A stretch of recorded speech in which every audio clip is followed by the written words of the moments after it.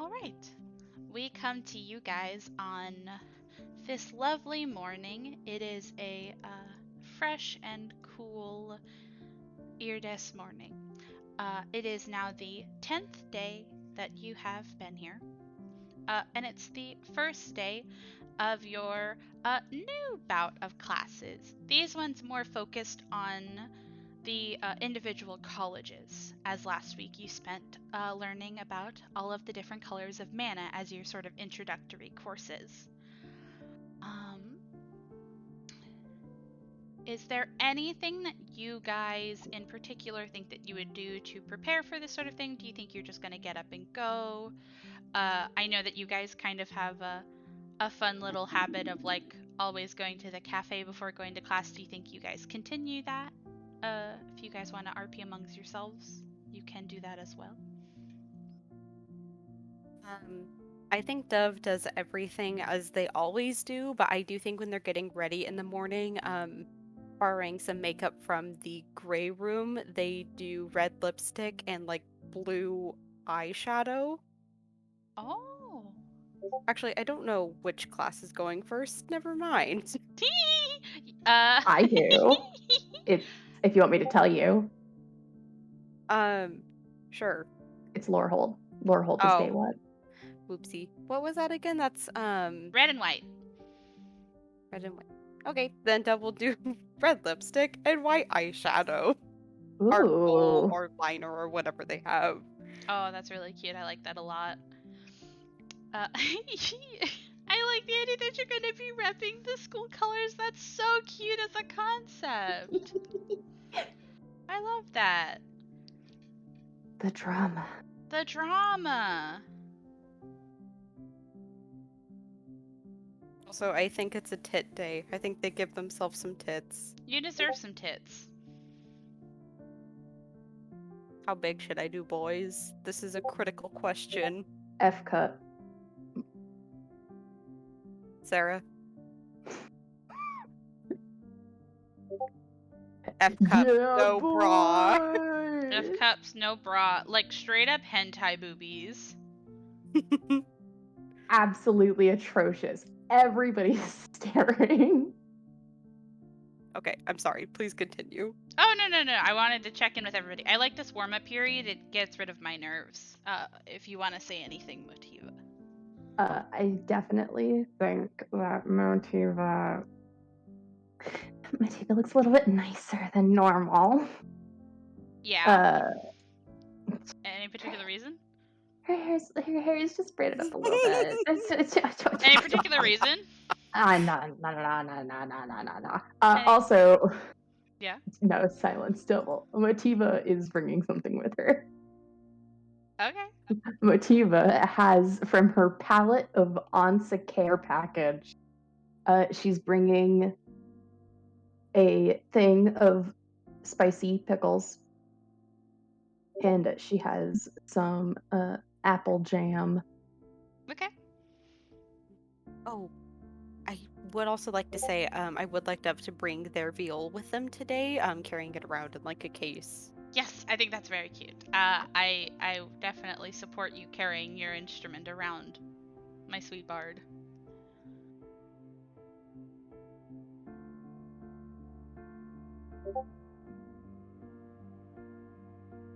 Sorry, I'm gonna wait for Sarah to type first.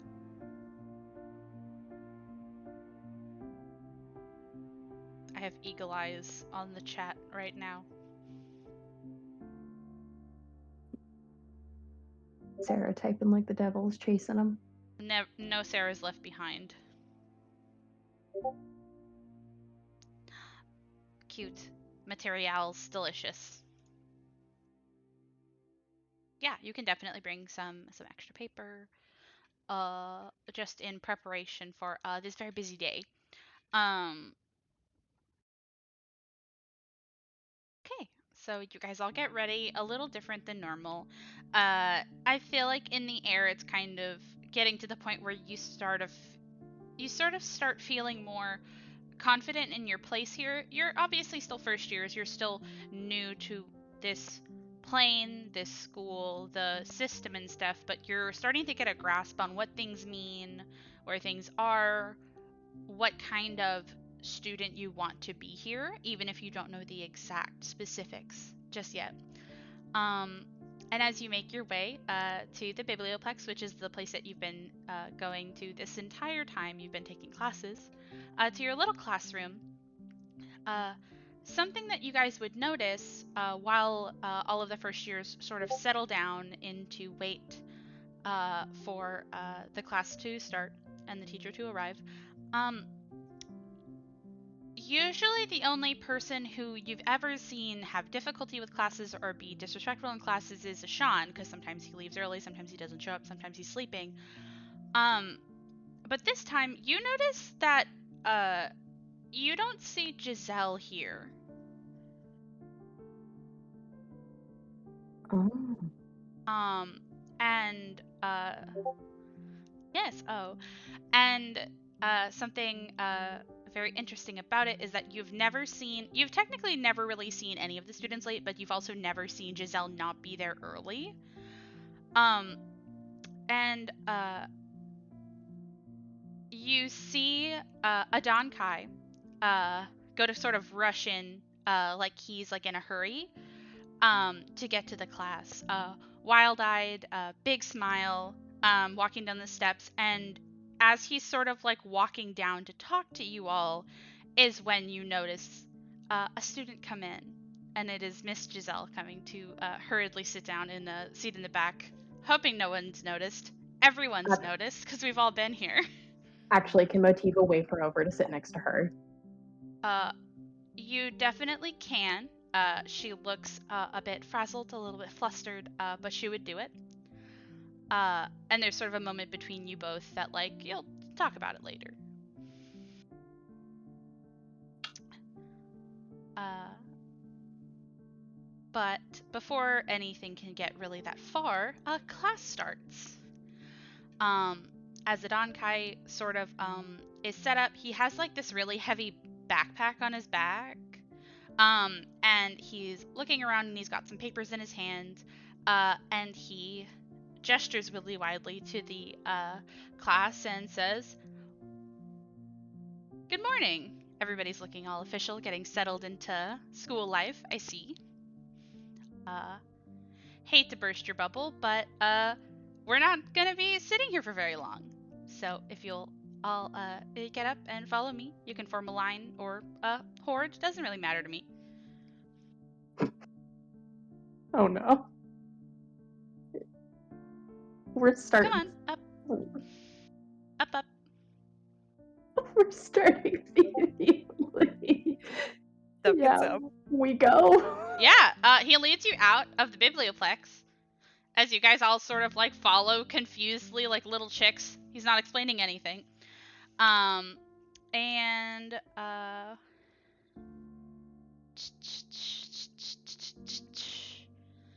he kind of starts gesticulating really wildly and talking as he's walking and saying, "Today, well, this week in general, since I'm the first one of this week, I will be giving you the lowdown, as it were.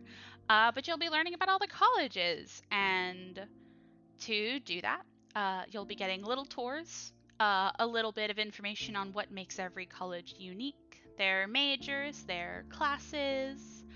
Uh, you guys won't be able to pick any now, but later in the year, you'll even be able to pick college-specific courses. Uh, you guys follow him to the teleportation room. It has to go in about 3 trips because of the size of the teleportation circle. But Adon Kai waits very patiently to continue talking as you walk out onto uh, the big bridge that leads to Pillar Drop and Kalema Hall on Lorehold campus.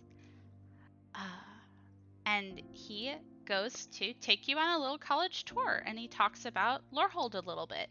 You guys have technically already seen Lorehold, so all of the college campus tours are going to be kind of glossed over because you've already seen them. You already know what they look like. You kind of know all of their stuff, but this is now an excuse for me to tell you some of the things that you didn't know about these campuses. So, certain things that you learn about Lorehold campus today that stand out to you is that you guys finally find the All Faith Shrine, which is actually a pretty it's a pretty big building built by itself, but it's all one room when you go in, and you kind of go in and it has these sort of like uh open windows, like there's no panes on the windows. Um but you see the inside of this chapel has sort of prayer mats laid out, and all along the wall, kind of like if you know what a Jewish mezuzah is, it's like a thing sort of like glued to the wall. It's like a little square glued to the wall. Um, you see sort of in that fashion are myriads of uh, holy symbols and holy relics. Uh, and there's some open spaces in the upper parts. And Adonkai would tell you that you can leave items and relics here.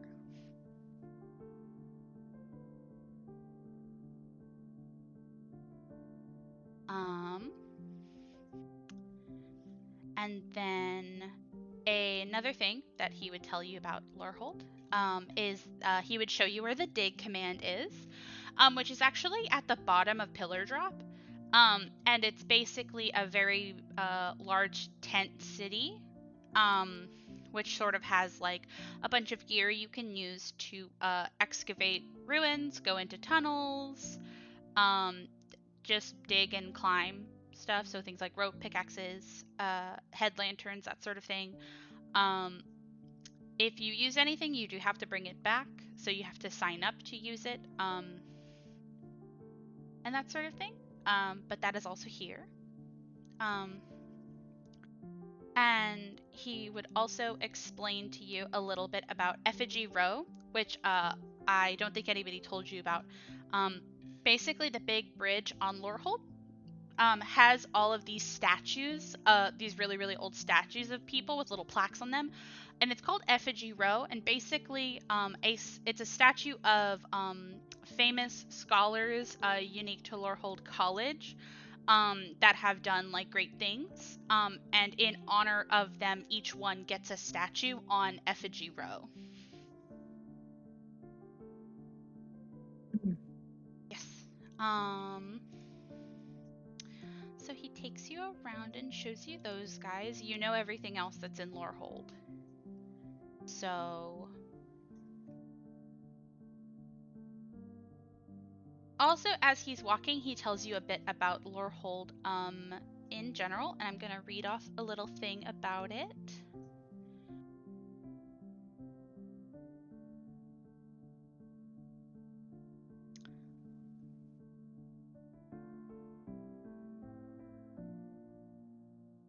Okay, I'm gonna read off a whole thing, so sorry in advance for the wall of text. But he would explain that Lorehold is the College of Archaeomancy, a term that describes the exploration of ancient things through magic. Through red and white magic, its mages explore the past by poring over archaeological sites, calling forth magical energy from old tomes, and summoning the spirits of long-dead historical figures. Passionate scholars and explorers who dedicate their studies to adventure and discovery, Lorehold mages travel far and wide across the world, gathering relics of bygone ages and learning dead languages to unpack the secrets of history. Lorehold's motto is "Leave no stone unturned."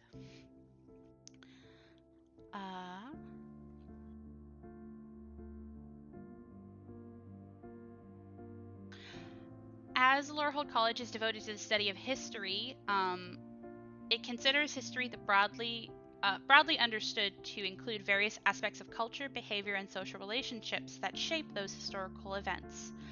Its studies include various subdivisions of history, military history, social history, or cultural history, as well as archaeology, anthropology, psychology, sociology, religion, and economics. It overlaps with Prismari College in the field of art history, with some students splitting their studies between the two colleges. Lorehold mages use their magic to unearth secrets and share illumination. red mages of Lorehold tend to gravitate towards reckless discovery and the spirit of adventure in their research of the past, the essence and emotion of history over precision or procedure, and the white mages of Lorehold instead focus more on details, centered on cataloging pieces of truth that they can find, and tasked with the handling of these aeons of knowledge.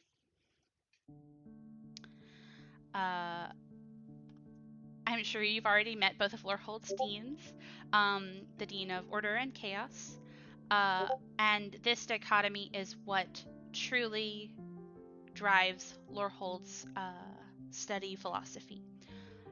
Each Lorehold student has their own view of the balance of these two conflicting ideologies, as every college.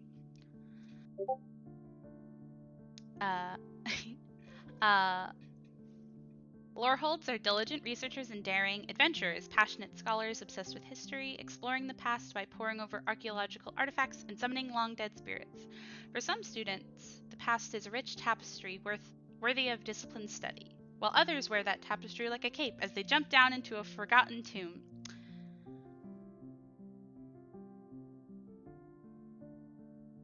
The campus culture of Lorehold College is therefore focused on these ideals. A majority of events focused in Lorehold are not only lectures and discussions, but also the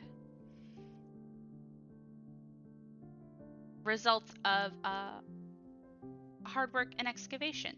Hence why we have the Dig Command. It's technically open to any student, not just Lorehold students, but the majority of people who do go on digs are students of Lorehold, as it furthers their studies into discovering what came before. Adonkai kind of goes to stop in the middle of Effigy Row as he turns to all of you and say, but let's get to the more interesting part. I'm sure you're all wondering about the mascots, yes? We supplement our study of history by calling on spirits, as I have mentioned a couple times in this paper they love to make me read, and he wiggles some of his papers. And he says, while dust speakers and past raisers conjure spirits and interview them for knowledge of the past, mages like battle mediums and other Lorehold mages sometimes draw on the magical power of those spirits to help them in battles or to help augment their magic in some way. There's no way to really study the past that's better than being able to take help from those who came before. And with that, I would love to introduce you to an actual spirit summoning. And you see he like drops his book bag and a bunch of like rocks fall out of them, like huge pieces of like marble. And he says, gather around, this is where the fun happens. And you guys all gather around in a circle, I assume, unless you guys are particularly not interested in being that close. No, Dove goes. Nice. Okay, give me a second. I have to get some stuff for this guy. But he was hiding behind somebody.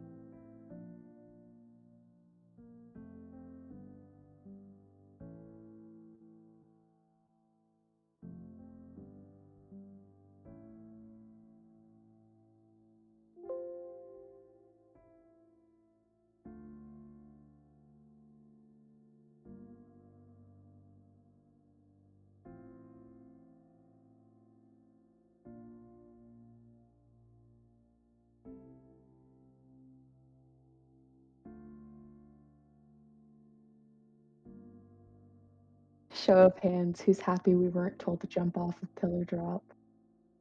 I was prepared to. I know, you were itching. You were itching. You were itching because you knew that you would be able to do it. Show off. Alright, Sharn Liver. We get it. Yeah. Yeah.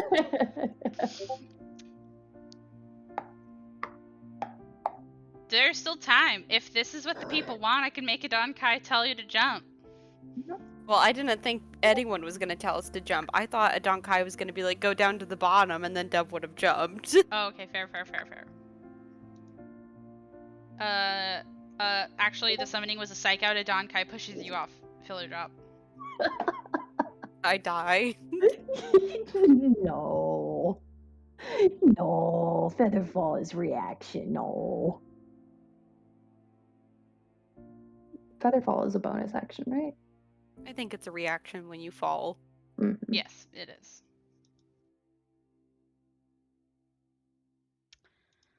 All right. You see, Adonkai goes to start casting a spell. He gives you guys a heads up and is like, this could take a minute, but it's very cool to watch. And this is me in character telling you that this is essentially a find familiar spell that's going to take like an hour. But I mean, classes are like 7 hours anyway. But watch paint dry while I put together this statue. Um, but what's very interesting is that the beginning isn't that exciting. It's a lot of drawing runes. It's a lot of placing the pieces of marble just so. It's a lot of it's incantation. It's burning incense. I know Falin would be taking notes. I know you would. I love you, you little nerd. I feel like it's a little bit more interesting to watch for someone like Falin who cares a lot about the minutiae of magic. You know. Mhm.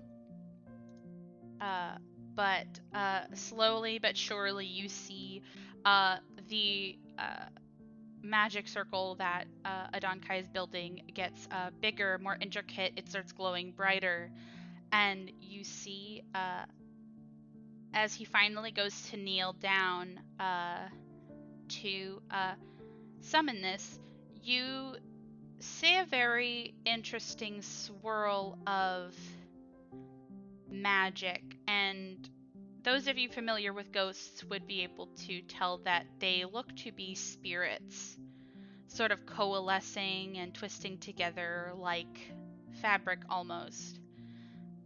And as that happens, the pieces of marble start to float and sort of slot themselves together into a shape that is vaguely humanoid. Um, but eventually it seems to appease whatever spirits are around as one goes to uh, almost pour into the open crevices of it. And when Adonkai is done and hops up, you see a fully standing spirit statue, which is it's less a statue come to life and more like like just floating pieces of rock being held aloft by the power of this spirit. It's super funky looking. Um, but you see him go to turn around as if he did a fantastic magic trick that didn't take an hour. Um, and he looks expectantly to you all and says, "Well, introduce yourselves." And you see he looks to the spirit statue and gives a deep bow and says, "Hello, my name is Adon Kai. I have brought you here to show you all of the new hopefuls for this year." And looks like expectantly at all of you as this sort of spirit statue sort of like looks at you. What the hell?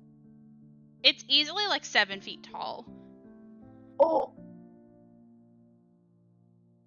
I'm gonna see if I can get a picture of a spirit statue. I think they're so cute. And I love you, Falin. You're so cute. I think Dev also introduces himself by following Adonkai's example and like bowing to it. Nice, nice, nice. Jost. Here we go. This is a really cool image of one. Oh no.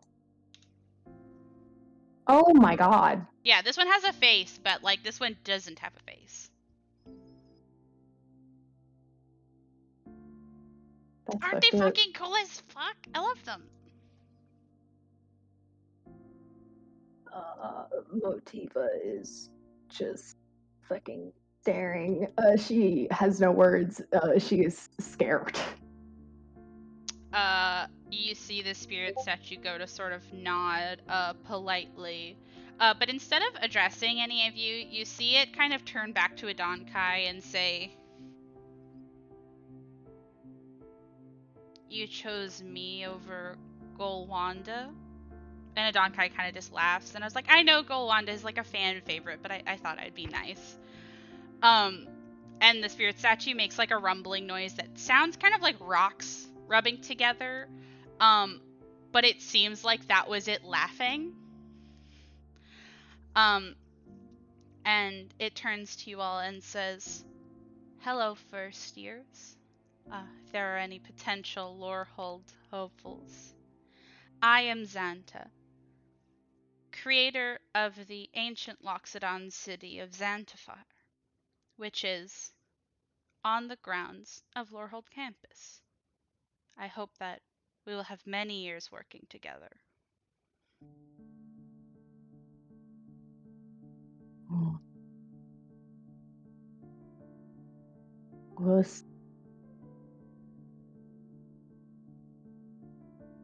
And as you all kind of like just kind of idly look and stare in wonder at this spirit statue, it turns to Adonkai and says, "I'm going to go now." And Adonkai's like, "Yeah, that's cool, thanks." And it just starts shuffling away. Wait, it just leaves? Yeah, it just leaves. Oh. Spirit statues walk around Lorehold campus. There are just like spirit statues sometimes. They like low-key live here. That's their house now. Yeah, Xanta just lives here. Those rocks, my house. Those rocks, my other house. Jeez. Thanks. I'm gonna pause really quick. Okay, and we're back. Um, that was actually the majority of the class again, because since you know the majors and the campus, and you now know a bit about the course load, that's actually the majority of like the classes. So since you know some of these things already, we cut a little bit of it. But I think that's something that Adon Kai would do after Xanta walks away, is that he would kind of turn to all of you and sort of like give a big grin and sort of like go to roll a shoulder, and he is gonna say, so some of you, I can tell some of you that maybe this wasn't the coolest and most interesting thing of it, but I will say that you should know that well, Lorehold has kind of a reputation for really stuffy, like, nerd types. And I just want to say that the reason why I am so excited to do this is that I want to show you that actually Lorehold is really cool, and you should come over and join Lorehold. Oh God. No pressure or anything. I feel like it's really common for people to be like, "Oh, I'm not like a Lorehold person." I think that you would be surprised at the variety of people in certain colleges. And I mean, besides, I'm cool, so that's proof enough that cool people come to Lorehold. Dove raises their hand. Yes. While smiling, they're just like, this doesn't happen to have anything to do with the fact that you may want more business for your shop, does it? No, of course not. Because I don't need better business for my shop, because anyone from any college can come to the Relic Pawn Shop. That's fair. If anything, more people in Lorehold means that I have to pay people more, because more people bring me dig items. So actually, I changed my mind. Don't come to Lorehold, but buy my things. And he kind of like gives a grin and a wink at Dove, obviously joking. But no, I just think that the colleges get like reputations. Oh, B, are Wait you one okay? second. Yeah, I'm waiting. I like a Donkai. In a normal amount. I like it on Kai also. No, I like a Donkai a normal amount. Okay, I'm back.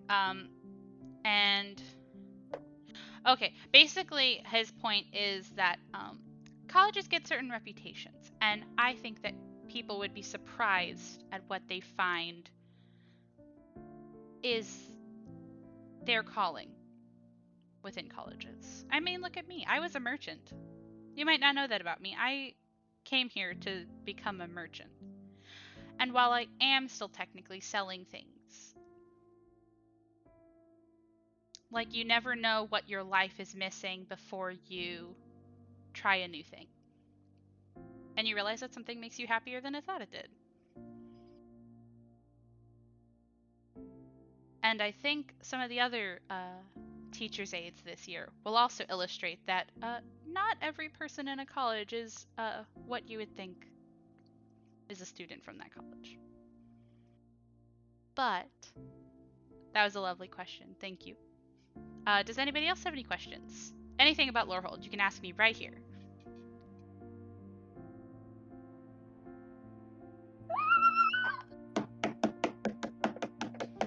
I'm Motiva holding up a wouldn't gun at ask you. that. Motiva wouldn't ask it. Sarah, do you have questions?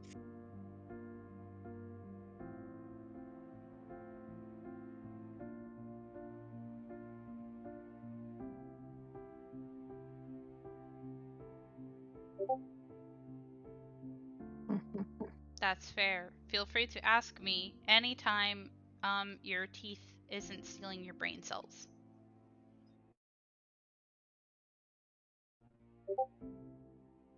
You're welcome.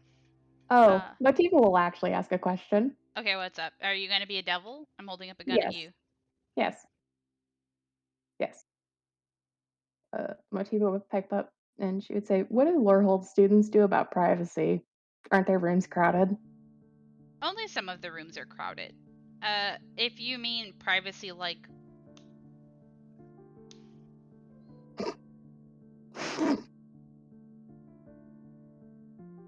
Alright, next question.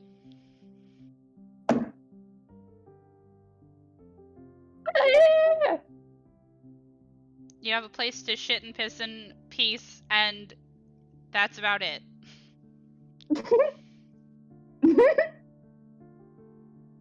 Thanks. I'm funny. Oh, I got nothing. Okay. Steph, do you have any questions that are not chaos questions like Motiva wants to give me?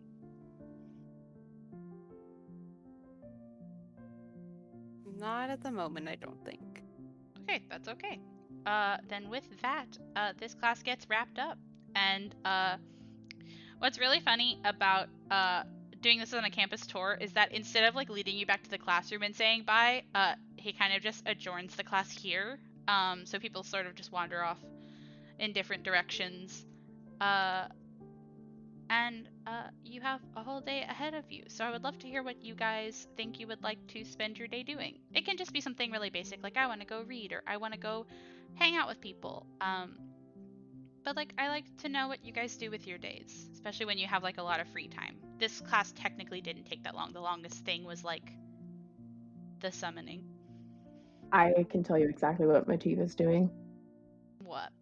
Motiva's going to give the apple jam to a Donkai, Oh, cute. and she's going to kidnap Giselle, and then she spends the rest of her day roller skating in Silverquill. Okay, delicious.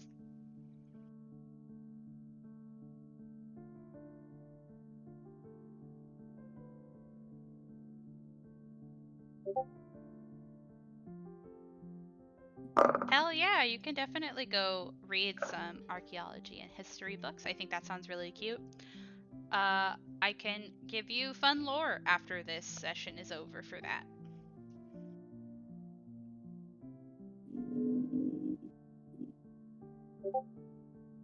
Hell yeah. Dove, I have a feeling I know what you are doing, but if you want to announce it for the class.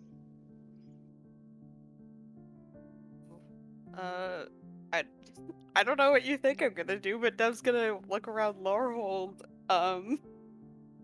for a little while and go to a Donkai shop and look at some of his stuff there, and then is gonna go work and gonna go to clubs. Delicious.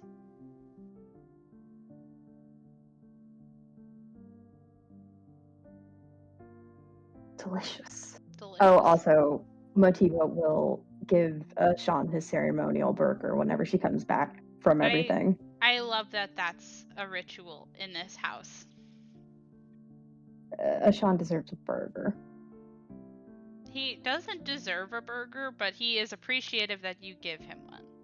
You know? Deserves a burger. He's just a little evil man. He's not a little evil man. Okay. And with that, you guys spend your days in the hustle and bustle of a domestic slice of life, school life. And we go to the next day, which is a lovely, lovely. Let me check the calendar.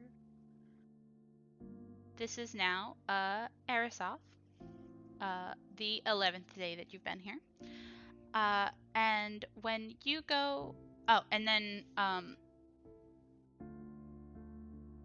if there's anything in particular you guys would like to do for today's morning, since I know Dove was doing the school colors for each day. It's Witherbloom. Okay, thank you. Please walk me through your makeup looks. Oh, damn it. So I'm thinking.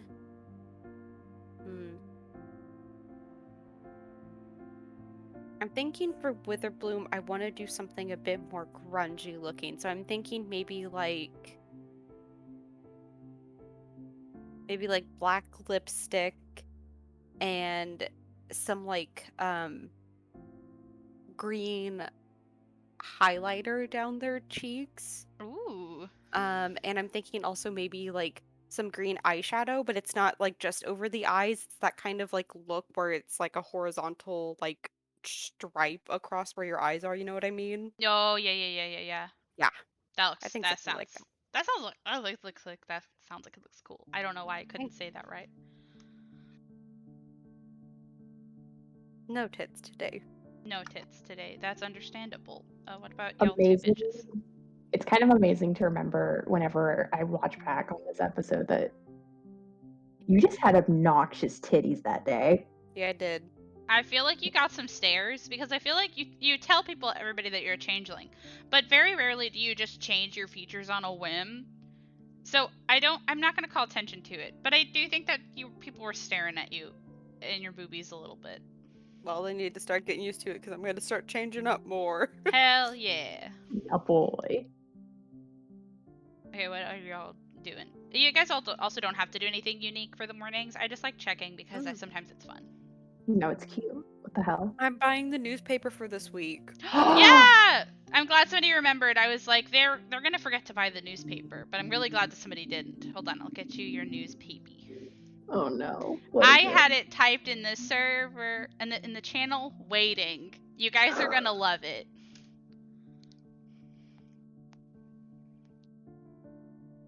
Oh. Oh.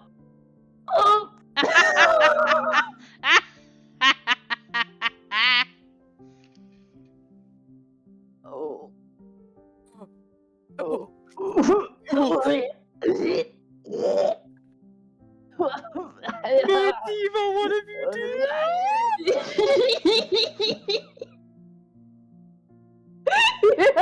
I like the accented A.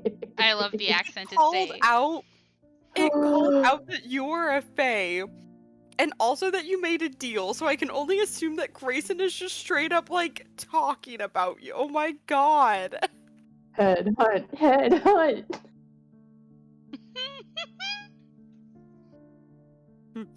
Them showing up. Hey, bestie. I know everything about her. If you want some easy cash, you can definitely sell information about your good friend Motiva. No. Motiva, we'll see this. I imagine Yeah, Quintilius also feel like- reads it. I feel like Dove buys it and will like share it with the other two so like they don't have to. What is it to buy? A silver? It is, I believe so. Let me check in the little guy. I have like a guy with my shop tables.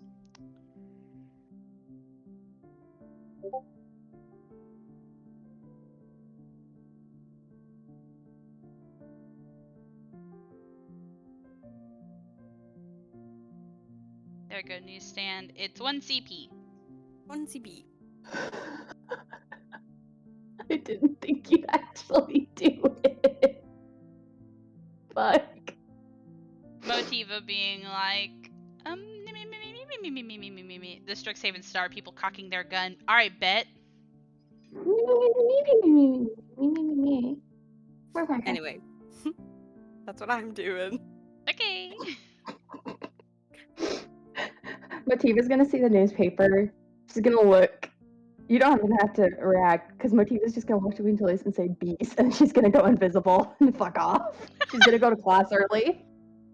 I love the idea that you are avoiding people at all costs. Motiva looking at the Quintilius. Bye. And she is gone. Oh, probably roller skating. Hell yeah.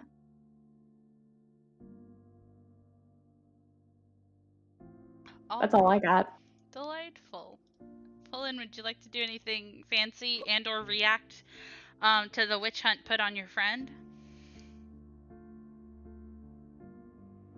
Again, it's typing, so you don't have to do anything in particular. But if you wanted to do something, I love checking with you.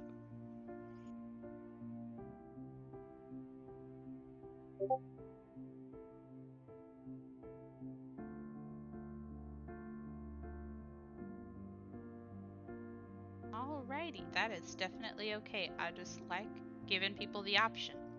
So, Oh wait, Sarah, you're not on your phone anymore. Is your Wi-Fi on?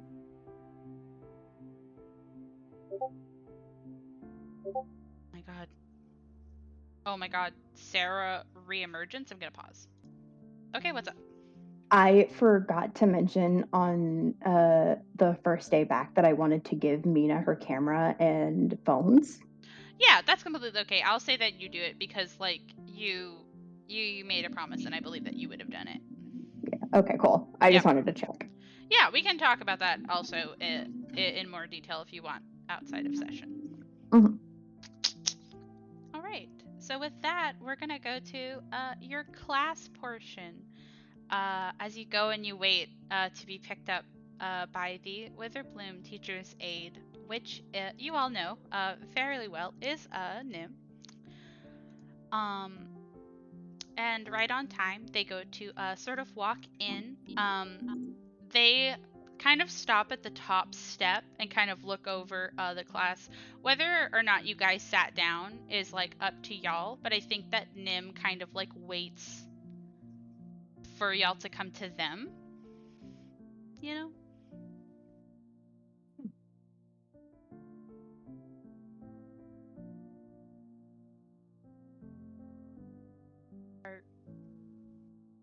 Are you guys sitting or are you going? Stepping. Okay. Step. Okay. So Nim sort of collects you. And without elaborating much, kind of just says, all right, children, I suppose it's time for a tour.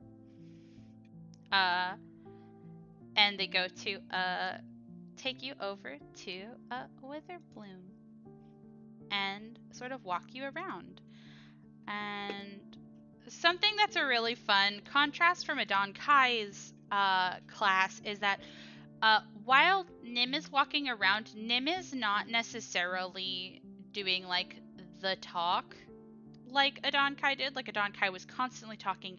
And I would compare this more to Nim taking you guys on like a walk around Sedgemoor. Oh, Yeah. romantic. But I will point out some places that you guys might or might not have noticed from being on here, so give me 1 second.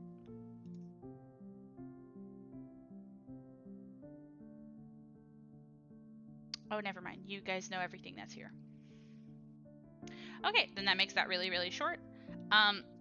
So two places, so a place of note that Nim actually brings you to is to, they take you on this sort of winding path on this sort of like rickety walkway over like a swamp, like a full water swamp, um, to this little hut inside of a tree.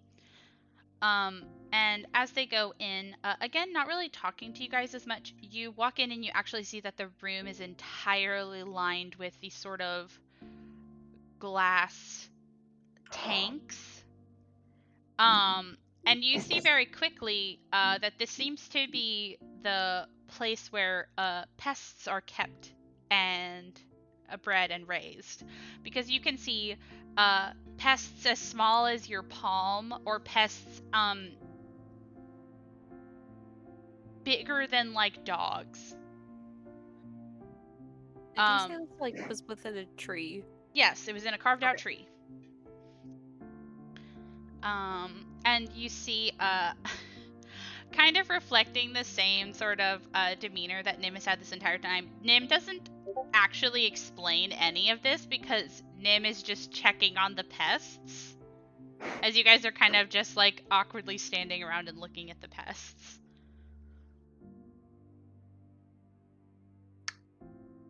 I think for everyone's benefit. Oh, go ahead. Sorry. Phelan is just cooing over the pests. I think for everyone's benefit, Dev will speak up, already knowing the answer, and goes, "Are these Witherbloom's mascot?" You see, Nim goes to look over their shoulder and say, "Yes, you're very observant."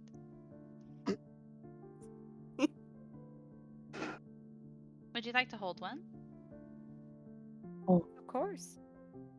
You see, Nim picks up one that's maybe the size of like a chihuahua. I think that sounds cute. And goes to take your hand, Dove, and hold it out, and sort of lays it on your forearm like you do like a small animal. And it sort of goes to like it looks sort of caterpillar-esque, and it starts to kind of wrap idly around your hand.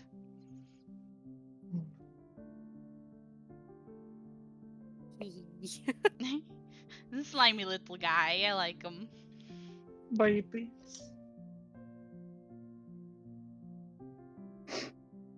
After a couple seconds too long, it starts nibbling on your fingers. Dev goes to hand it back to them. Nim takes it back graciously and says, be careful, they do bite. They're known for being that way. And they set it back in its little container. And they finally go to sort of pull out something from their back pocket, and they unfold it, and it looks to be a paper. And now I'm going to read from my little paper. And Nim says, as you might or might not know, at Witherbloom, the College of Essence Studies, mages draw on power from the opposing sides of life and death. They are nature mages on both sides of the spectrum, either empowering nature or exploiting it. With green and black magics, they brew their spells from natural components and the essence of living creatures, using that power to heal or harm the living or to raise or entreat the dead. You see every once in a while they like pause and like skim over a part of their paper, so you feel like they're cutting a lot from what they're supposed to be saying.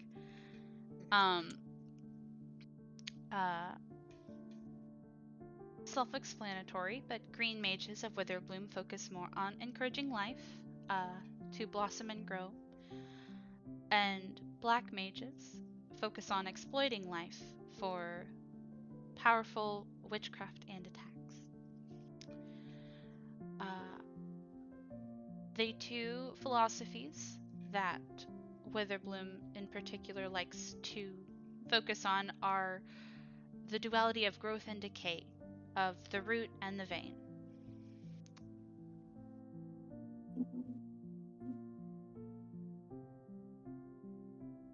Hmm.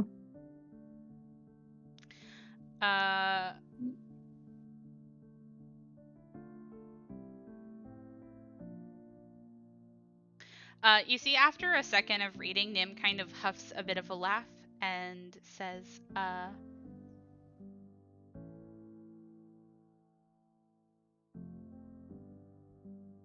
Witherbloom mages are most at home riding zombie crocodiles, picking herbs for potions, and hanging out in their swamp making grim jokes.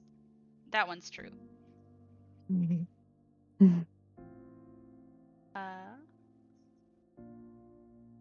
Witherbloom's motto in respecting its teaching philosophies is get your hands dirty. If you do join Witherbloom, there's no way to avoid that sort of thing. And mascots, as I explained to Dove here, are pests.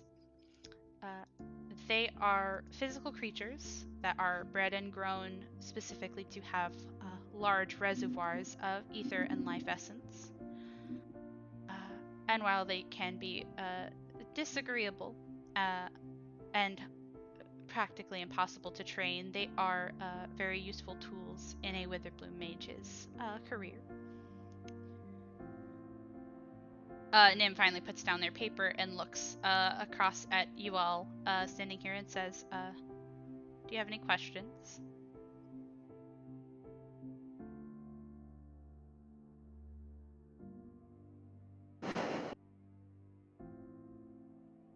Dang.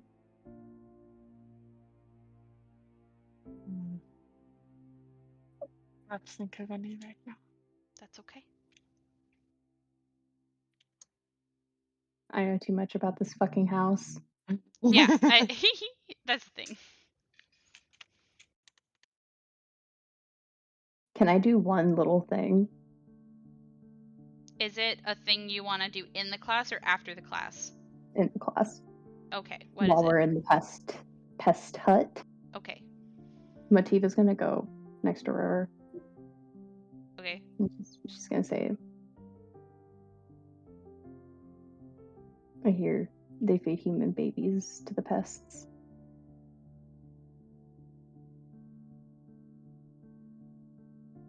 That's fucked up.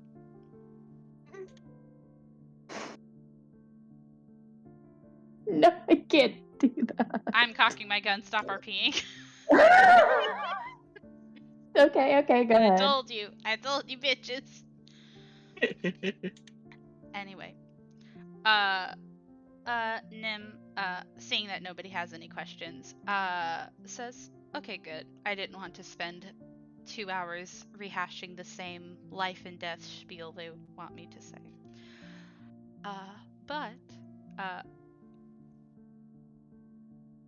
I suppose I should show you some highlights of Witherbloom campus, since, according to some, there might not be many.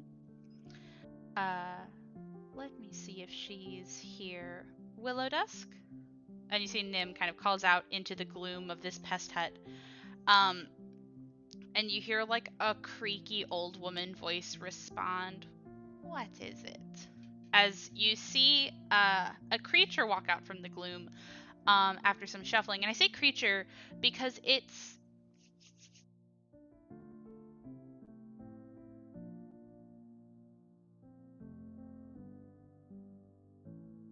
the figure that appears is a treant.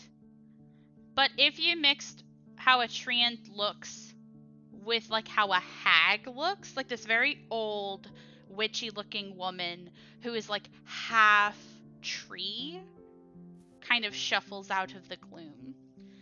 And she looks at you all and says, oh, first years. I suppose there are new ones every year. And Nim goes to gesture with a hand after saying hello and says, "This is Willow Dusk, a professor on campus." You see, they look a bit amused and say, "I say professor, very lightly. Miss Willow Dusk chose to join us from out of the bog one day and lives here now. But she's very good with the pests." And Willow Dusk kind of gives like a creaky sort of laugh, like wood when you push on it too hard, and says, "Well, they take a lot of caring for, but someone's got to do it." And you see, she kind of shuffles and goes back to one of the pests.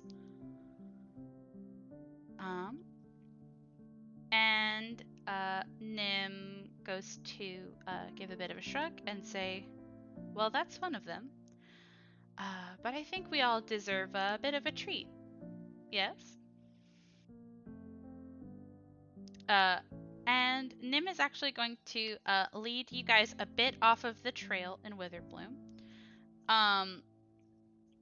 And into sort of, you know, when a tree has fallen over and the roots sort of make a cave? Leads you to one of them and knocks on the root before hopping down into the little cave. And as you all follow, which I assume you do, you guys don't technically have to, but if you do, you actually see the glow of like low light, and you see tables and a fire going with a huge bubbling cauldron manned by a very large troll in a chef's hat. Yes. Yes. And Nim goes to look over at you all and say, "For suffering through me making my rounds, and because we're a bit ahead of schedule, feel free to have a bit of lunch. I know most of you probably haven't had a chance to find him yet."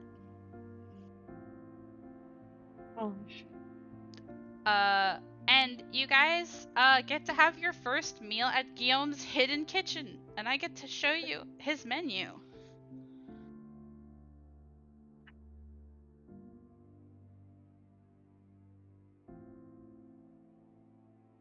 Oh my god, no, where is it at? There it is. Okay. In my notes, I have it titled Swamp Kitchen, which is very funny. Must be easy to find. Oh, yes, it is. Oh, yes.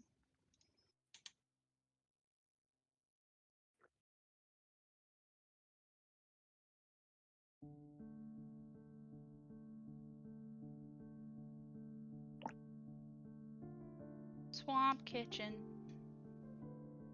And I'm gonna pause for a little bit to let you guys read it. Yeah, no, Motiva will take it. Yeah. Can Motiva ask to have any, like, what's the word? Bad meat? Throwaway meat? Oh, like, do you mean you're asking for like if there's stuff they were gonna throw out? Yes. I I want it for fishing.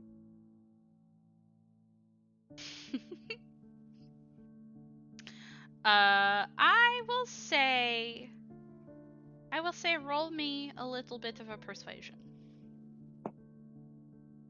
I don't know why I was looking for my dice. Please. 21. 21? Yeah, I'll say that he gives you a little bit of like scraps of morsels. I wouldn't say it's necessarily like all meat, but it's all like it's like all like pulled apart stuff, and it also includes some of the like bugs that he didn't use, which very funny. Sorry, I'm going to talk about Hormiga culona because what's really funny about these is in real life this is a real dish and they're big bottom ants, so they're like ants with a huge ass, which is really funny. Oh. I see it. Yeah. Yeah. But yeah, you can definitely get some stuff that you could probably use for bait for fishing.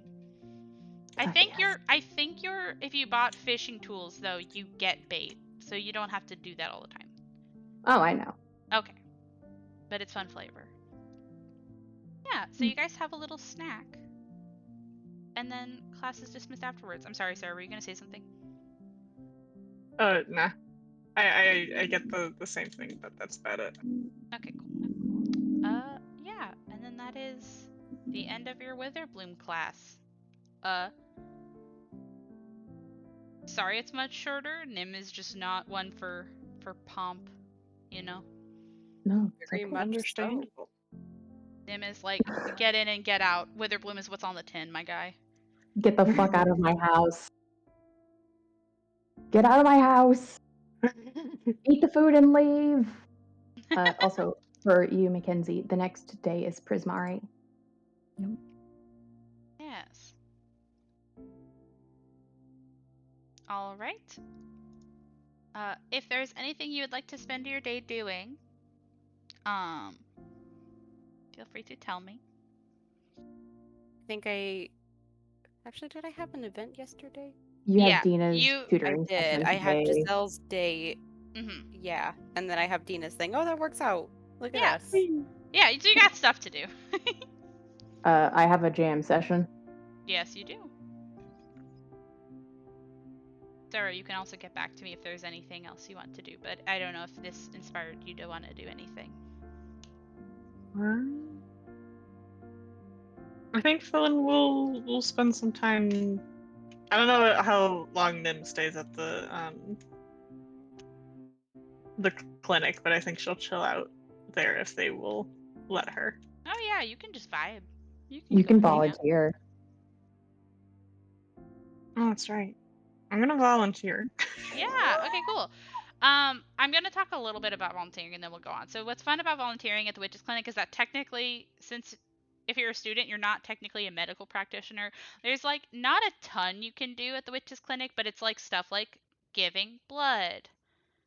Take this and run it to this cabin, that sort of thing. So you can spend some time volunteering, and I think that's cute. Yeah. And with that, we go to a new day. And we get to go to the Prismari Day. Dove, tell me your makeup look. Okay, so today I feel like it is an explosion of red and blue.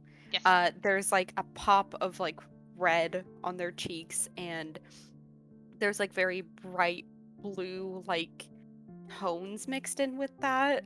It's just like very like, what's the word? Like creative, you know? Like Avant-garde.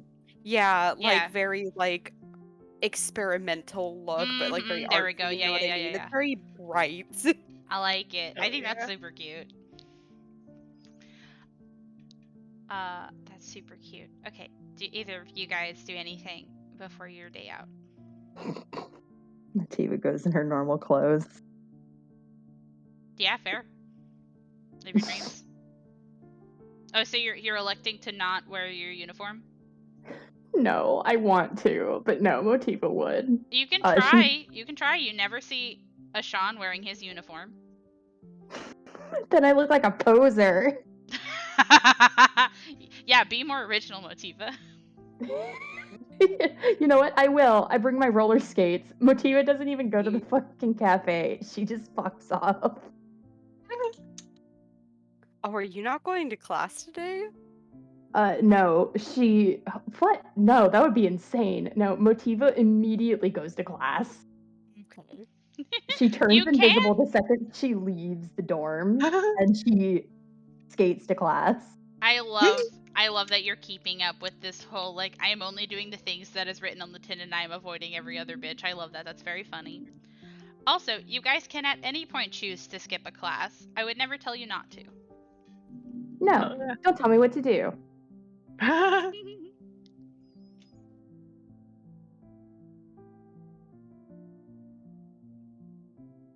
It would be very Motiva core to skip the Prismara day, wouldn't it? That's what I thought you were going to do because like you have no reason to know this campus. But I want to meet the aide. What if No, that's I fair. want to fuck them? Continue, Pandini. Yeah, I go. Okay, so we go. We go and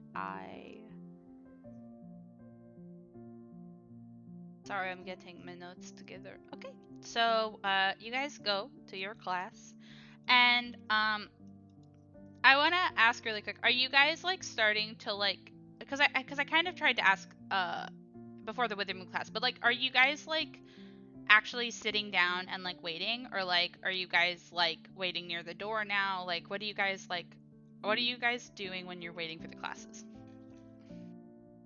I like imagining Motiva skating around the lecture room.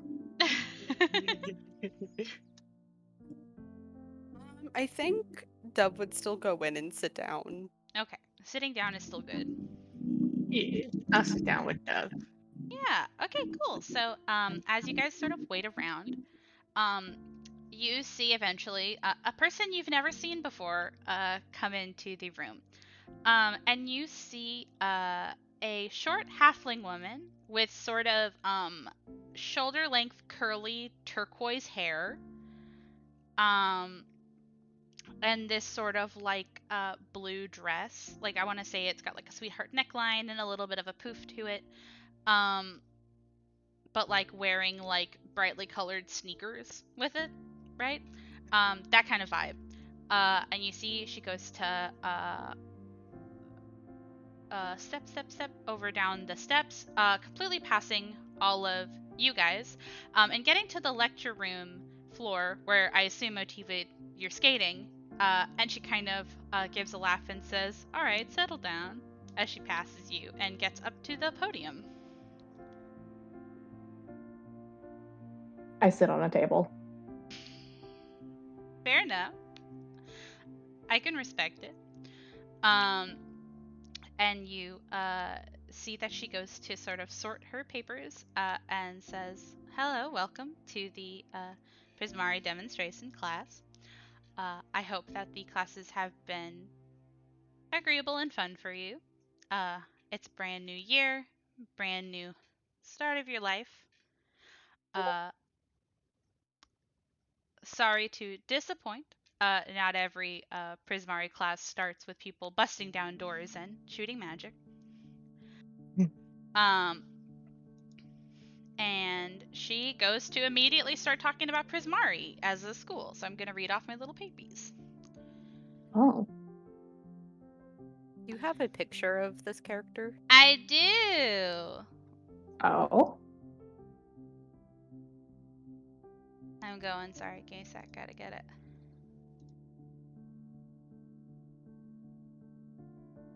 Where are you at? Where are you at? Oh no, I didn't put it in the thing. Hold on.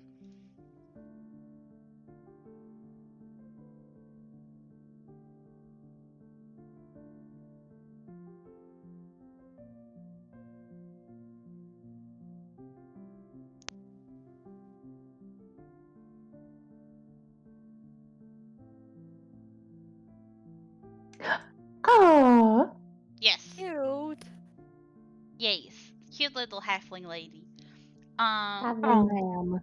Yes. And she goes to read from her paper, pretty much straight off the page, and says, Prismari, the College of Elemental Arts, is devoted to the study and practice of art intertwined with magic, and filled with mages who focus on the artistic side, using the elements to express themselves and their emotions. Hence, the college's motto, express yourself with the elements. Through red and blue magic, the mage students of Prismari wield magic in spectacles of creativity, masterpieces of showy, over-the-top magic. They use elemental magic to express who they are and how they see the world, often combining different types of energy, fire, water, air, earth, lightning, heat, and cold, in powerful expressions of conflict and harmony. Scholars of Prismari view art as the fundamental form of self-expression, and magic is a tool, a medium, and an inspiration in pursuing that self-expression. Prismari's studies focus on visual arts including architecture, painting, and sculpture, and performing arts such as dance, music, and theater. The blue side of Prismari deals with artistic training and study, visualization, precise technique, and artistic theory, while many red-aligned Prismari mages are some flavor of elementalist, instead only concerned with the expression of their passions outwardly.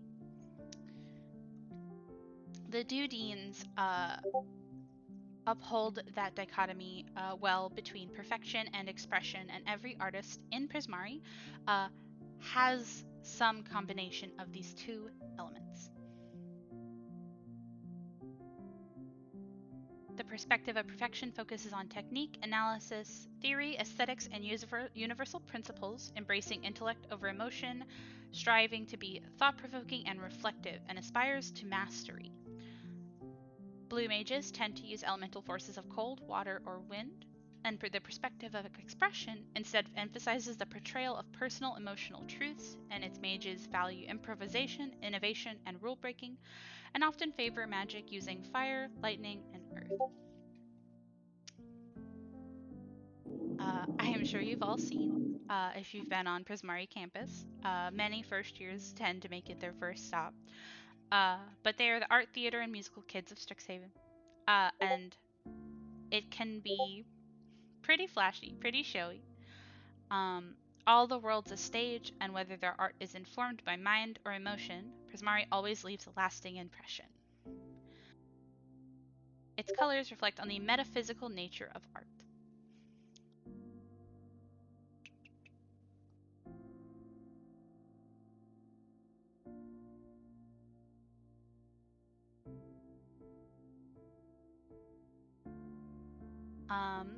As some of you may or may not know, the mascot for Prismari are elementals. And to the mages of Prismari, elemental creatures are a form of living art. They are not familiars conjured for a purpose or creatures just to help with their craft. Whenever a Prismari makes an elemental, it is bringing forth art into the world through sculpting artistic shells from a fusion of raw elements and then conjuring living elemental energy to inhabit those shells. Therefore, all elemental creatures are very widely varied and very personal to their creator. And she's going to kind of shuffle her papers and like put them all together and look out to you, the class, and say, "Any questions?" Dove raises their hand. Yes. What was your name? Uh, she gives a bit of a smile and say, "Oh, I didn't know I had to introduce myself. You can call me Gazzy. Gazzy Hightopple." How do you spell that? I will spell it in the channel. It's Gazzy Hightopple. Oh my god, I spelled it right. Hey. Dev kind of smiles at that though, and will just kind of like wave a hand and basically say like, she didn't necessarily have to. They just like knowing who's like teaching them. Fair enough, fair enough.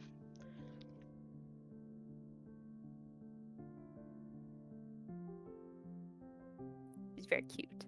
Yes. She is very cute. Sadly, Motiva has no interest in asking questions. Did we do this in the classroom this time? Yes. Yeah. Oh shit. Yeah, this was just a lecture so far.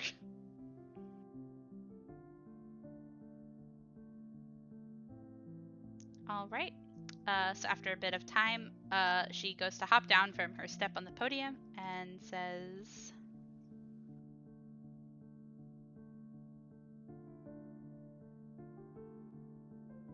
"All right, well, let's get this tour checked off and out of the way. Follow me." Again, I'm sure you've all seen it, but we could always find another cool corner of Prismari to look at. And she takes you and she squirrels you away to go to Prismari. And let me check the places really quick to see if there's any places you don't know about there. Skate, skate, skate. Skate, skate, skate, skate, skate. Okay, you guys know all of the places so far on Prismari campus, which means you kind of just get showed around a little bit. And the two places in particular that she takes you to is she takes you on a walk through Opus Walk. And if you guys don't remember what Opus Walk is, it's basically this long, like, sort of promenade through the center of Prismari that has these sort of artistic, like projects on display, but they're very specifically like contained living magic spells. So you pass things like a miniature volcano that actually like erupts. and drips onto the floor and leaves obsidian, or like a waterfall that is like on a loop, so it comes from nothing and it ends on nothing, but it is flowing and like spraying mist and stuff like that. So it's like all things like that. And she sort of like shows you through it and illustrates like which student or which alumni donated this art piece, like when it was made, like basically the intricacies of it. And she kind of gestures to the waterfall, which is probably the biggest piece that's on display.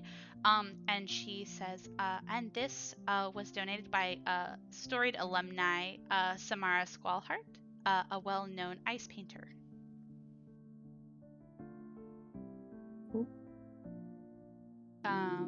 And as she sort of walks you down this promenade, she takes you towards this high tower that's in the center of Prismari campus, which is Conjurat Hall. And she takes you sort of up this big spiral staircase that circles the rounded inside of this tower and takes you all the way to the top into this sort of glass ball on top of it, which is the observatory. And Flynn, you've been here, but it's so tall that you can basically see every corner of the Strixhaven campus. You can see everything on Prismari, and you can even see far into the mountains that flank Prismari campus. And it's a very awe-inspiring view.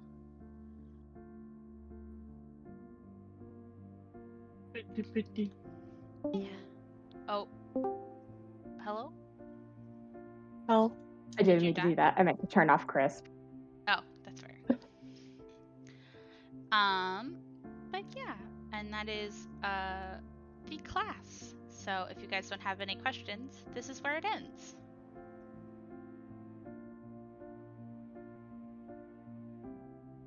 I would like to roller skate on Quandrix. I Wait, after I fish with Giselle. Yeah. Before I fish with Giselle. I think Dove would actually like to stay and talk with Gazi for a little bit. Yeah. Is there anything in particular you want to ask her about herself? Or about I Prismari? think like what she does on Prismari, what she specializes in, Yeah. things like that. She would tell you that the reason why she is so chill and not dramatic is because she's an interior designer. So she's not. Yep. So she's really not that out there. And she's like, everybody always expects me to be really dramatic, but like I'm just here to chill. So she's an interior designer. I think that she leans blue. And let me see if I can find her scholar title really quick.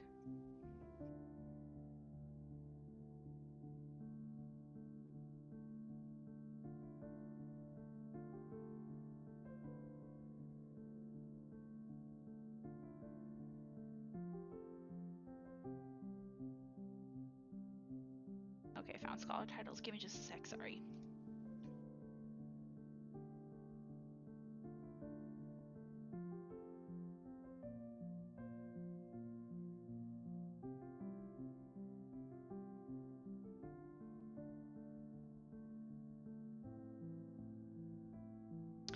Yeah, so she would tell you that she is an Estemancer. What? Estemancer. What? Oh, I guess. Asthma-mancer. Asthmamancer. I guess aesthetic. Yes. If you ask about what that is, Dove, then that is specifically somebody who studies the abstract principles of beauty for insight into not only art but also the workings of the multiverse. Yeah, so like she would describe it as kind of being like a sequence prophet, but instead of the inherent patterns in the world, it's like the inherent like beauty Feng and stuff. shui and stuff. Yeah, exactly. The gay cousin of that one. Yeah. Neat.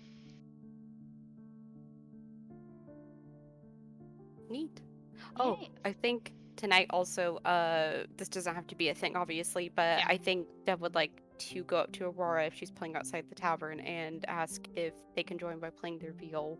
Oh my god, no, that's really cute. Oh, she would like that. I think that she would like that, and we should definitely talk about it later. That would be really cute.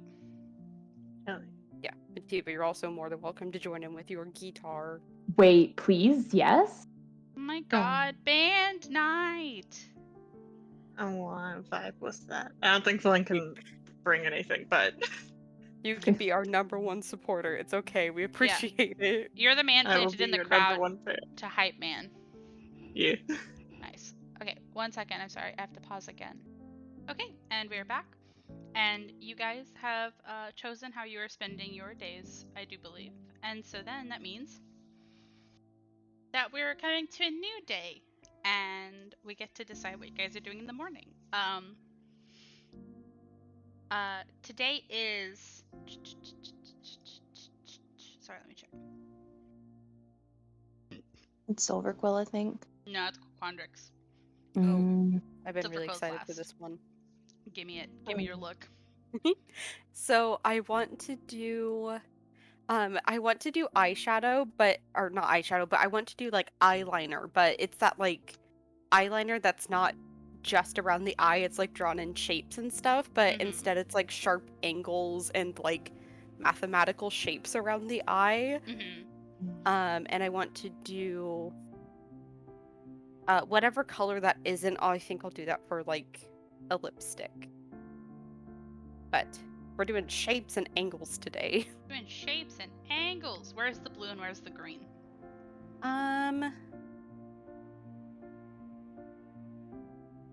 Sorry, hold on. No, it's okay. Take your time. I'm think in this mind palace with you. blue. I think blue, liner, green lipstick. Nice. Do you want to do anything, Motif?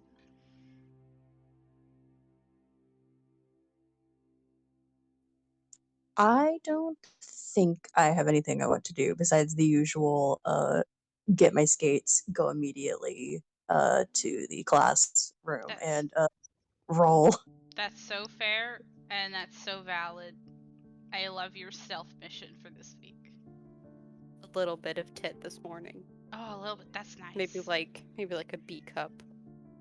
Some semicircles to fill out your shapes. Itty bitty titty kibbity woo. Nice. Hell yeah, brother. Okay. Let's go to the classroom then.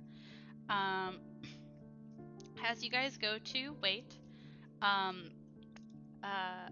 you guys sort of congregate into your little classroom until you are picked up by a familiar tiefling with white gold hair and... I'm sorry, I'm trying to get his picture so I can send him in again so you can see him.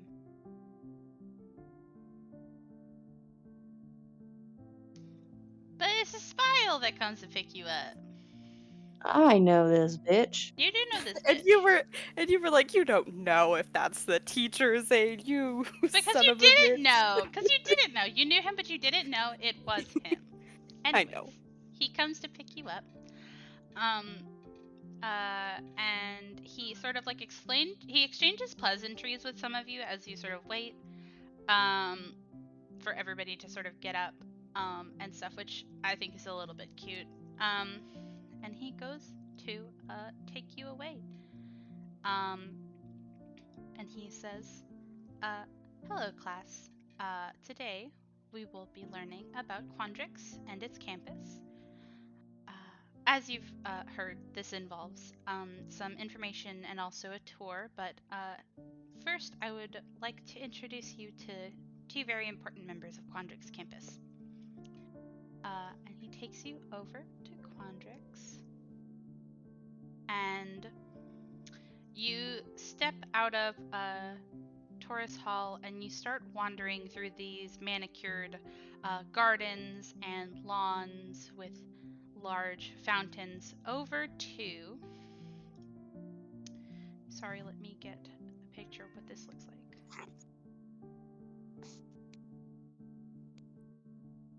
Can you spell the spiral's name again? Espial. Yes.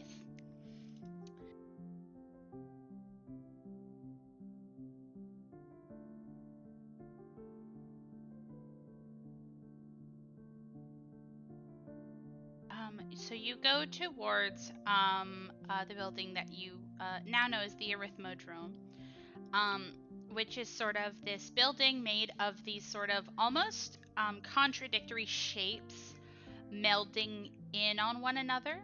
And there's this walkway that leads up to a round door.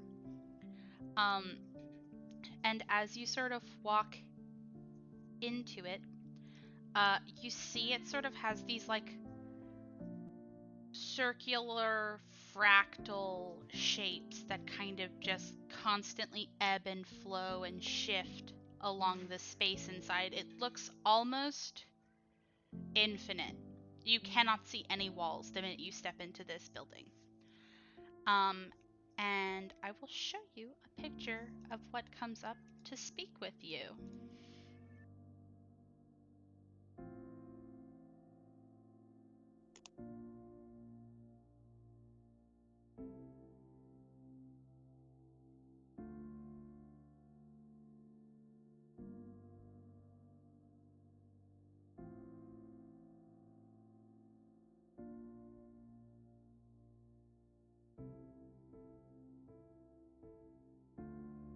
Gimme.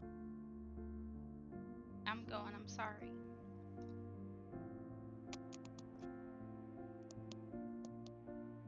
This thing, as it's sort of this shifting fractal shape, hovers before you. And you hear in sort of this low droning voice, it says, "Hello. It's nice to meet new students." And Aspile goes to introduce you and say, this is one of Quandrix campus's crowning achievements. This is Essex, and he is known as a fractal bloom. And essentially, he is a fractal creature created out of purely theoretical magic that has achieved sentience.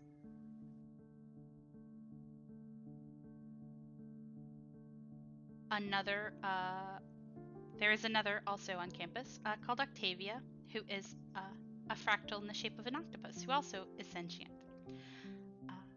If you're ever too embarrassed to ask other students or teachers certain theoretical questions, they are always here to help you along the way.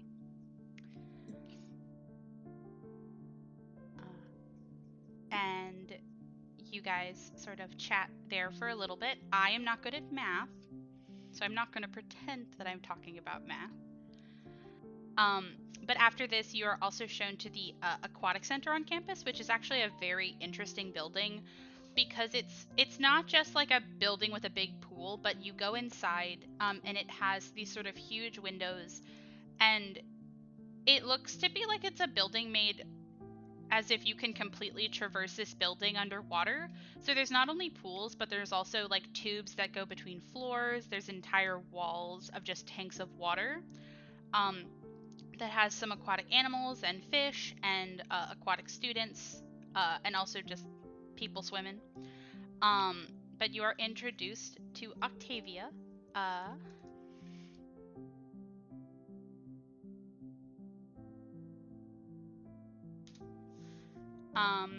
who is, she looks like this, and she lives here. Oh my goodness. Yeah, she's just an octopus. She was made as a thesis for a student, but it was such a good fractal that she was shown to be sentient, and so now she just lives on campus. I can't imagine being the student that made that. I know, right? Isn't it fucking terrifying? It is terrifying, the idea that 2 Quandrix students accidentally made sentient creatures. Casually. Yeah. Quandrix students are fucking wildin'. Sorry if talking about them seems really, like, short. I, as Panini, am too stupid to be able to explain to you how either of these beings could have come about. No, I think that's very understandable. I think even just like seeing the art and like hearing a simple description is like enough. Mm-hmm. Like thinking about the possibilities that could have brought that about, you know what I mean? Like Exactly. I'm sure Yeah. Falin is like nerding out over here. Exactly, yeah. And then, I'm glad Falin really likes it. I think it's really cool. I think Falin would think that it's super cool. Another area on campus that Aspire would show you to, because this is technically an area you guys haven't been to yet, so I'll tell you about it. On Quandrix is a place called the Cultivarium, and it actually is essentially like, it's essentially like the greenhouse for Strixhaven, where it's like this really big area where, like arboretum style botanical gardens where it has like a bunch of different plants and also like small animals living. Um, so it's basically like a place where you can cultivate and monitor like life. And it's something that a lot of like Quandrix druids use. But like it's a more controlled space than like the bog. So like you have the natural and then you have the like the studyable one, I guess. Cotton candy grapes. Yeah, exactly. You know what I mean? It's like cotton candy grapes. And so those are the two things. And then, sort of as you guys are walking around and sort of touring Quandrix, he is going to tell you Quandrix's little spiel. So let me get my papies. Okay, Quandrix. Okay.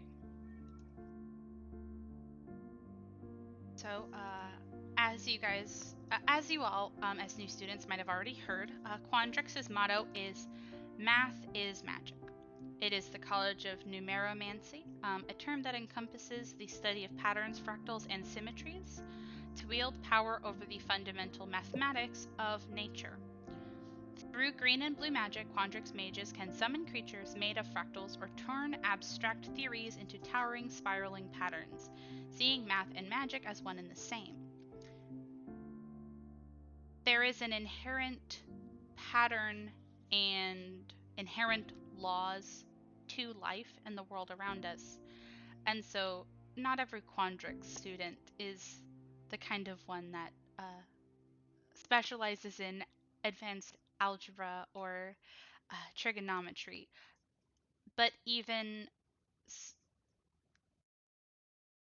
but instead it is the focus of how math can affect and explain the world and the understanding of those patterns and sequences. Quandrix mages dwell in the overlap between the theoretical and the natural. They make use of repeated elements, clever symmetries, and surprising geometry to express the complex truths that they study. Yeah, I'm sorry. I'm glad you understood what he's trying to get at.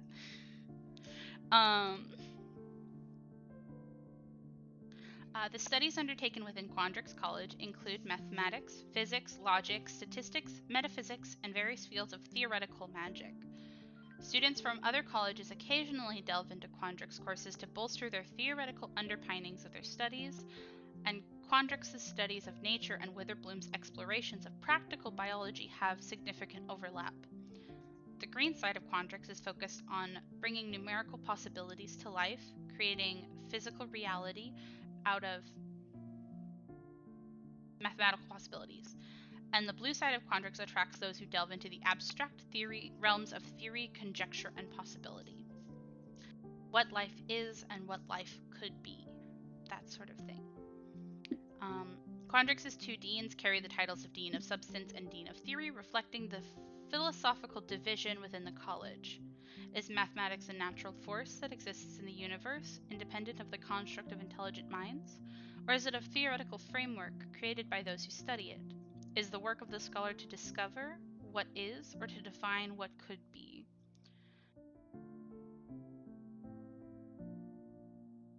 Uh, Quandrix mages are ingenious, whether it be through math or they're given fields. They solve intricate puzzles while contemplating metaphysical properties. They can also recite. There's a line on here that says they can also recite every number of pi backwards, but I assure you that's not true. What? Yeah, I know, isn't it stupid? Sorry. Anyways. It's literally impossible. I know, isn't it stupid? Anyway. Sometimes I see what they write on these wiki pages and I'm like, hello?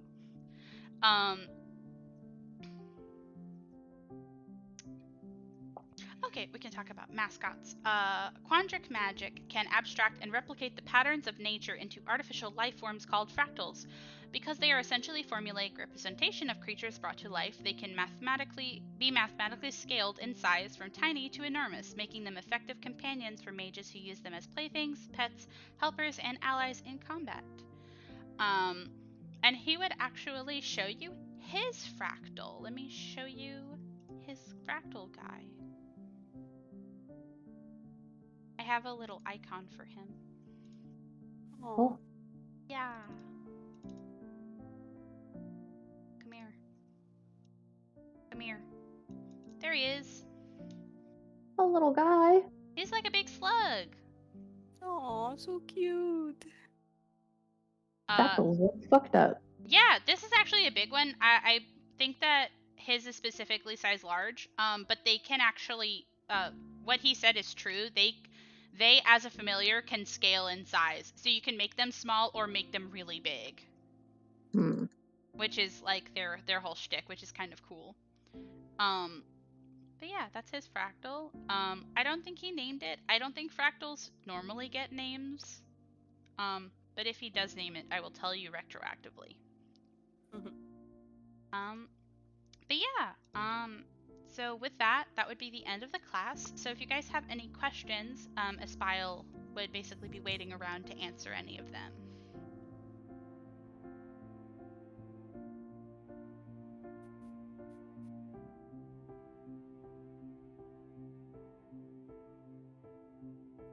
I don't think I have any. Okay.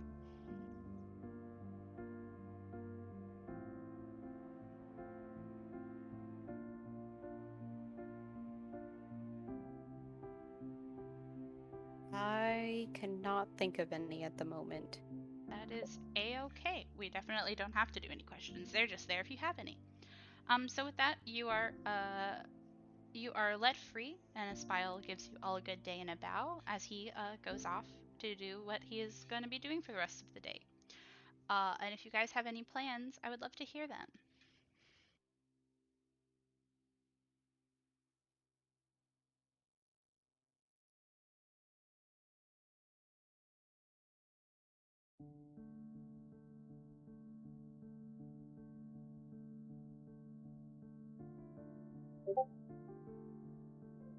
Yeah, you can definitely explore the aquatic center. I can actually make that a whole thing in like a mini session later, or we can do it in an RP if that's easier on your jaw. Yeah, I can make it like a whole thing. You would meet people there. Like it's a real place people go to.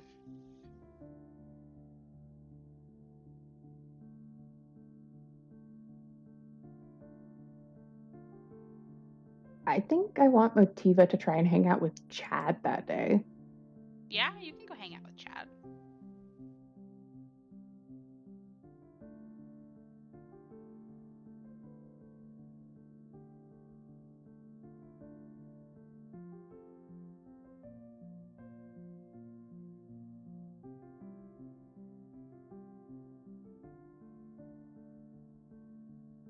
I don't know what I want Dove to do. That's okay. You can always get back to me if you want. It's not anything super big deal.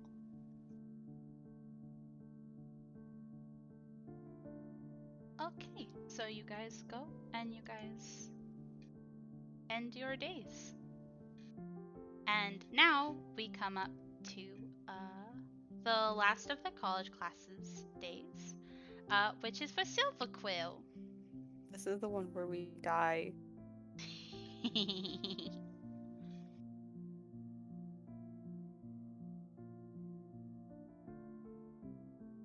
guys doing with your morning?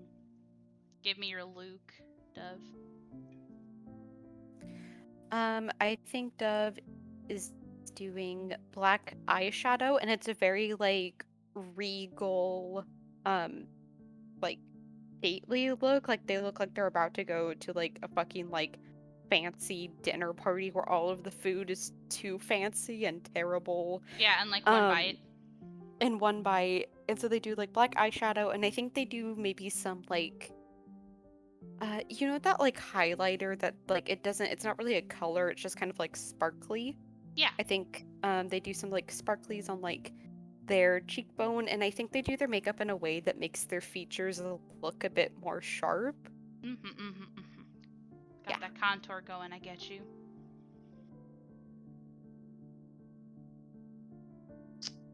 I think Motiva's gonna make her hair in a bun. Do it. Then a ditch. Bounce. Bounce. Okay. And then you guys go to class. And as you guys are kind of waiting around, you see that a lovely Miss Cinder comes to collect you all and gathers you all in a group to take you out on your little tour. And with a smile, she takes you over to Silverquill campus. And the first place that she takes you over to is to Silver Linings, which you remember is the shop that she helps out at. And she just does her class there while she's working.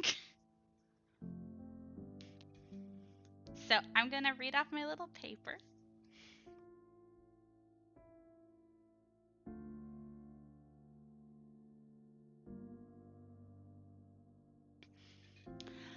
She goes to clear her throat, and with a very oratory authority that's a little bit different than her normal, like, kindly, maternal vibes, she says, Silverquill. Sharper style, sharper wit. It's the college of eloquence, and its mages, stylish, intimidating, and driven, are masters of the magic of words. Through black and white magic, they create spells from spoken word battle poetry or magical manifestations of the written word, scribing patterns of runic ink in the air. They specialize in verbal magic, ranging from empowering poetry to biting arcane insults. These mages make for natural leaders, fiercely competitive, with a piercing wit and never second-place attitude. And you see after she says it, she gets a roll of her eyes and like stage whispers behind her hand. Really pretentious, am I right? She goes on to keep reading and says, the curriculum of Silverquill College revolves around words encompassing literature, including fiction, essays, drama and poetry, languages, linguistics, oratory, rhetoric, and dramatic performance.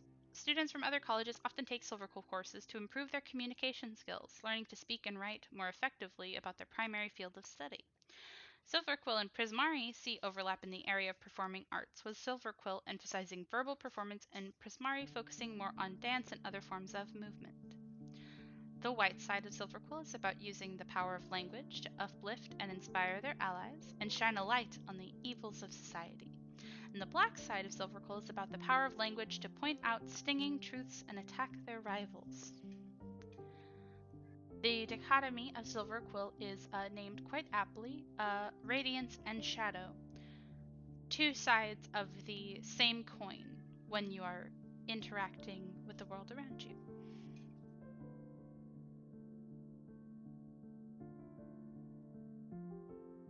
The college's perspective of radiance envisions language as sunlight emanating from the speaker or writer to illuminate others and make the world a brighter place, while shadow focuses on the power of language to stab, exposing hidden truths and to obfuscate secrets.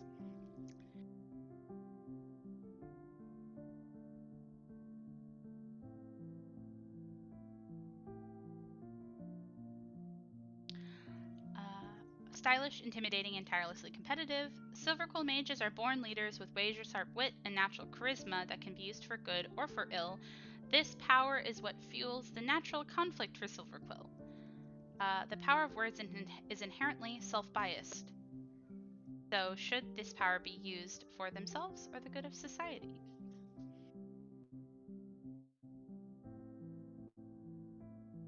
A tidbit for all of you, if you didn't know, from all colleges, Silverquill has the fastest magic and spellcasting because words can be spoken quickly, unlike mixing ingredients, unlike somatic.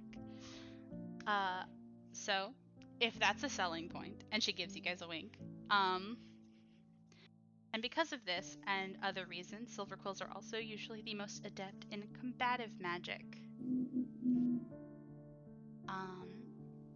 And I'm sure that you guys have seen some of them floating around. But Silverquill's mascots are inklings, little ink blots crafted from shadow magic that are used as helpers and also as pets. They can also help a bit in combat, but it is not generally their strong suit. It is usually a supportive role that they play. They also have entirely fluid and changeable forms that can alter and reflect thoughts, intentions, uses.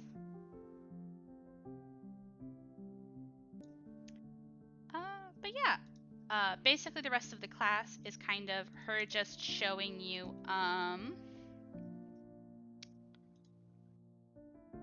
yeah, she ended it on Inklings, so she, talks about them a bit in depth. She shows you actually that, instead of having multiple people working in the shop with her, she actually usually has help with Inklings. So they like help lift things onto high shelves. They help make sure that the floor is tidy, and that sort of thing.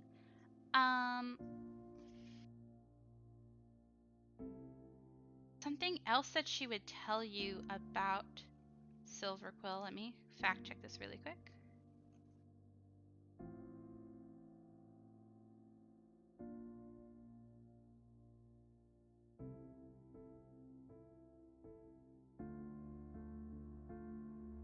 Okay, so you know every place on campus, but what she does tell you is, so, uh, I'm sure that if you aren't aware, every campus has a sort of idea of a shop, a place where people can trade goods and services for coin or for favors, that sort of thing. But something that might interest you and is sort of an open secret on campus. If there's ever anything that you really want that you're not sure how to get on campus, then I would direct you to a man here on Silverquill campus by the name of Fane. And for anything else, you would have to talk to him. I can't talk about it too much. And she gives you guys a wink. And I think what she's going to end this conversation on is, now I joke, and I feel like Silverquills end up being the butt of jokes, of being pretentious, stuffy, holier than thou. And while that's true, they can be very full of themselves. And technically, I'm not different. I have been told on numerous occasions that I'm not what you would expect from a Silverquill. And I just think it's important to tell you that you don't have to be some fancy, rich noble that chooses all their words carefully and has money and is dressed a certain way and look a certain way to be a successful Silverquill. I think I'm damn good. But yeah. I don't know. That's it. I can't leave because I work here, but if you want to stay and help out, I will never say no. Give her your perfumes. So now is technically the question portion. So if you have any questions for Cinder, she is here doing her job. But if not, that's the end of the Silver Quill.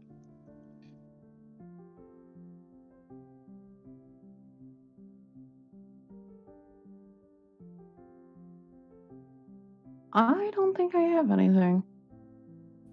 I think so either.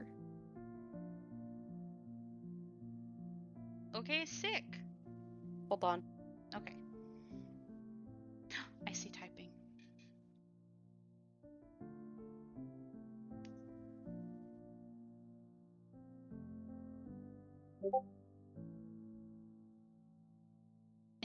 That's really cute. I think that she definitely would like that.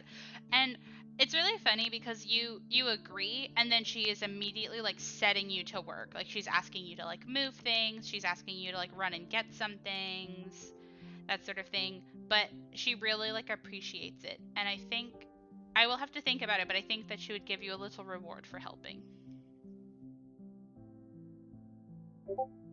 Yeah, but I will think about what it is, but I think it would be cute. But yeah, what do Dev and Motiva spend their day doing? I would actually like to go to the shop on Prismari. Yeah, art house. And I would like to buy another musical instrument. Yeah, what kind of musical instrument would you like?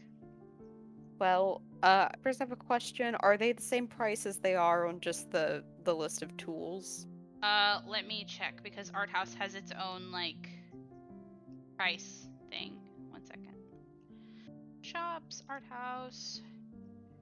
All instruments. All instruments are handcrafted by students by request, and they are 15 GP flat rate. Oh my god. Really? Yeah, they're really cheap because students are just making them for money. Oh, okay. Then I'll get a flute and a lute. Yeah, you definitely can. Because they are by commission, you would have to wait a little bit. I'm gonna say only a couple days. That's fine. Because they're using magic, I don't think it'll take the full amount. But this does mean that you get to pick out exactly what they look like. That is very fun. I will definitely do this. Yeah, and if you can't find a reference for what you want, I can just make one up that looks kind of cool and Prismari-esque. You can actually go ahead and add them to your inventory. Just make a note that they're not done yet. Thank you. Yes. Motiva, what do you want to do? I think I'm going to make Motiva. I think I'm gonna make Motiva harass the Strixhaven star. Okay, definitely get back to me on that. I'm super excited about that. I also wanted to go talk to Grayson, but I forgot. Oh, you can still do that. We can make that an interaction Okay. outside of game. Because, like, going to Okay, the store cool. isn't going to take your whole day. Sure. Yeah. Because I would love to go to the Strixhaven Star because I have questions for them. Oh my god, no, that's actually really, really good because there was an encounter I forgot to do that I'm really excited for. Okay, cool. Okay. All right. What do you mean? Don't worry about it. You'll see it when you see it. Anyways, so that ends your day, and you go back to sleepy sleep, and you wake up. On I believe it's Kirsten. Let me check. Yep. So now it's Kirsten, and it is the last day of your orientation weeks. So you guys all gather in your classroom, and the person in your classroom is actually Mavinda again. And Mavinda would explain to you that this is actually not going to be a class at all. You guys are just going to stay here and look at the first year course catalog until you pick your classes. And you have to officially sign up for your clubs today. So basically, it would be in character like an hour, but the rest of the day essentially is going to function like a free day.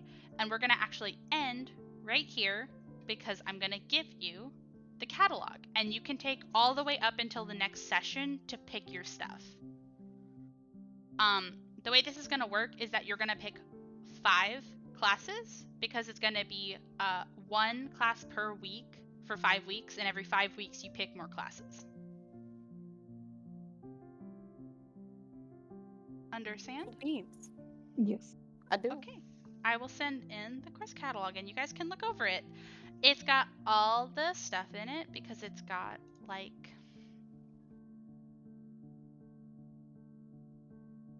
it's got not only the course names, but it's got the teacher, where it's at, and it's got a little description. And I worked really hard on that. proud of you. Thank you. Do you guys want me to record this part while you guys are just reading and looking over it, or do you want me to just cut the recording? I don't really mind either way. I'm probably not gonna like comment or anything in character. Yeah, okay. Then I'm gonna go ahead and cut the recording right now. It's about 2 hours long. And then we can just chit chat until you guys want to leave.